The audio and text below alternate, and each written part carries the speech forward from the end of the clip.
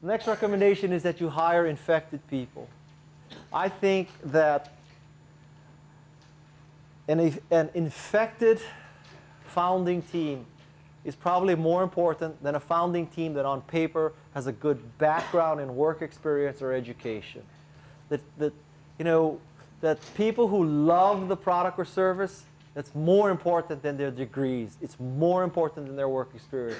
Focus on the people who love the product or service.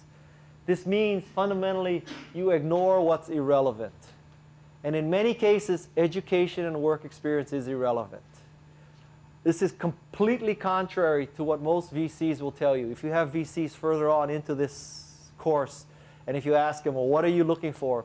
They're going to tell you, and I'll tell you that right now. You can skip that lecture. They're going to say, we want proven teams with proven technology and proven traction.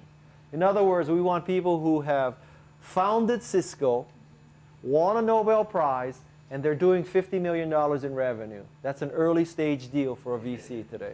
All right? By contrast, Garage is in a different business. We want unproven teams, unproven traction, and unproven technology. It's a completely different world. The irrelevant thing is that, think about what an entrepreneur has to go through. So let's take what might seem very attractive to many venture capitalists. Let's say that on your founding team is someone who was a senior vice president at Microsoft. Most VCs would salivate at the thought. This is a proven executive.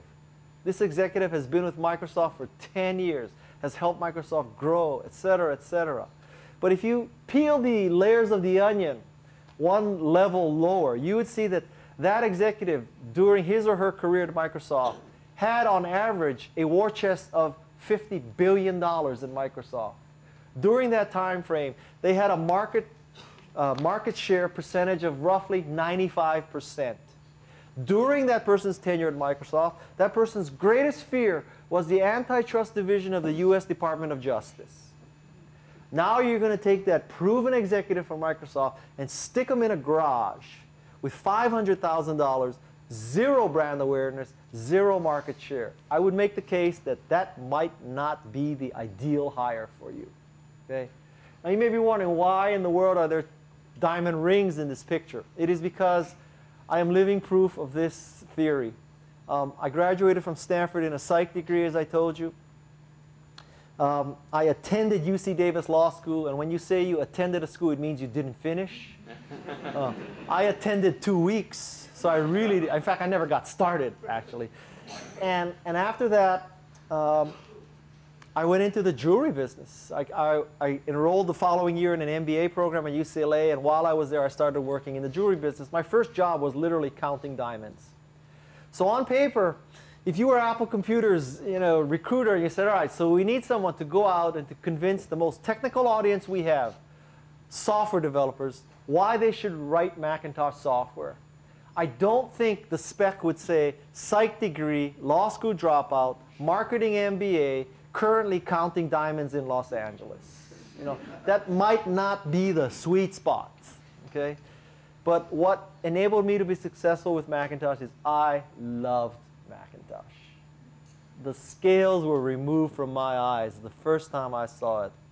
The clouds parted, the angels started playing their trumpets. It was a religious experience for me. That's why I succeeded, because it ain't because of my psych degree, and it's not because I attended law school for 2 weeks, and it's not because I have a marketing degree from UCLA. All right? Ignore the irrelevant. What is relevant is they love the product. Second point, you should hire better than yourself.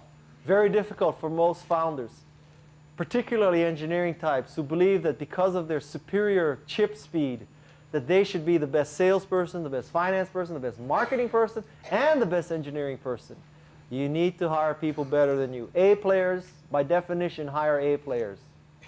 B players hire C players. And C players hire D players.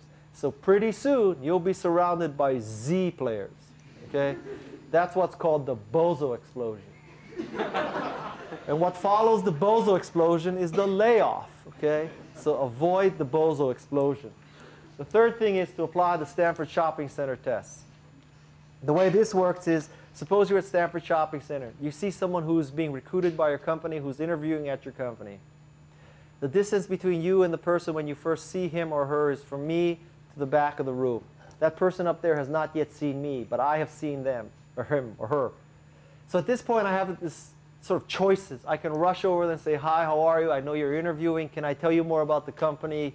I really think you should join our company. We're just going to kick some ass. We're going to make meaning. We're going to change the world with our technology. Or you can say, Stanford Shopping Center isn't that big. Maybe I'll bump into them. If I do, I'll say hello. If I don't, I won't say hello. The third reaction is I'm going to get in my car and go to Valco Shopping Center. Okay? If your reaction to the job candidate is not, I'm going to run over there and say hello to the person, don't hire the person. Because when you're creating a startup, it is a family. It is a dysfunctional family, honestly, but it is a family. If you don't feel the compulsion to run over there and say hello, it's probably not the right person.